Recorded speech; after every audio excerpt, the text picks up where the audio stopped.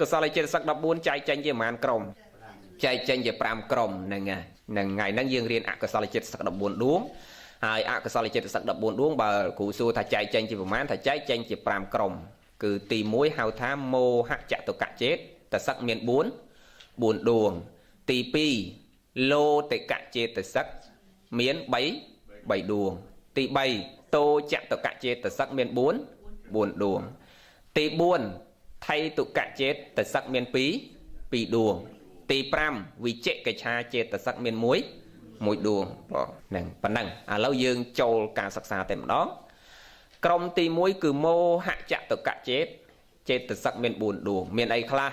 យើងរាប់មកឲ្យចាំចឹងហោអកុសលចេតសិកចែកចេញជា5ក្រុមក្រុមទី1ហៅថាមោហចតុកចេតសិកហ្នឹងយើងអានចឹងហ៎អកុសលចេតសិកមាន14ដួងចែកចេញជា5ក្រុមក្រុមទី1ហៅថាមោហចតុកចេតសិកមាន4ដួងក្រុមទី2ហៅថាលោតេកចេតសិកមាន3ដួងក្រុមទី3ហៅថាតោចតុកចេតសិកមាន4ដួងក្រុមទី4ហៅថាថៃតុកចេតសិកមាន2ដួងក្រុមទី5ហៅថាវិជ្ជកិច្ឆាចេតសិកមាន1ដួងក្រុមទី1មោហចតុកចេតសិកមាន4ដួងនោះគឺទី1មោហៈទី2អហិរិកៈទី3អណោតបៈទី4អដ្ឋាចៈហ្នឹងដល់ពេលយើងតែងចាំទៅវារួហើយបើអត់ចឹងទេបើណារួហ្នឹងទៅល្អិលទៅมองវាអត់ស្ទាក់ទេចឹងឥឡូវយើងសិក្សាតែម្ដងមោហចតុកៈមាន4ដួងទី1អីមិញដួងទី1មោហៈញោមដួងទី1មោហៈនេះគឺញោមត្រូវចាំថាកាលណាប្រភេទចិត្តយើងដែលនៅជ្រះស្រឡះនៅដឹងខុសនៅដឹងត្រូវនៅដឹងម៉ែនៅដឹងឪនៅដឹងគុណនៅដឹងទោស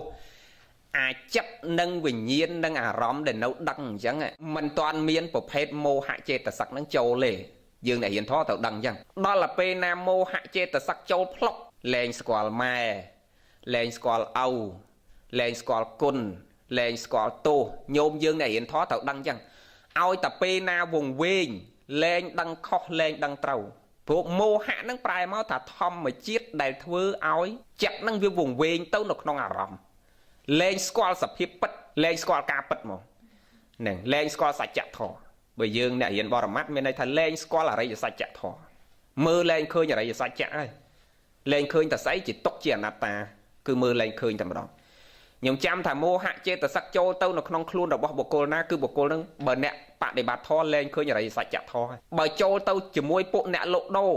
គឺអ្នកលោកដូរនឹងលែងមានភាពពិតត្រង់ញោមចាំថាប្រភេទអកុសលចេតសិក14ដួងនេះ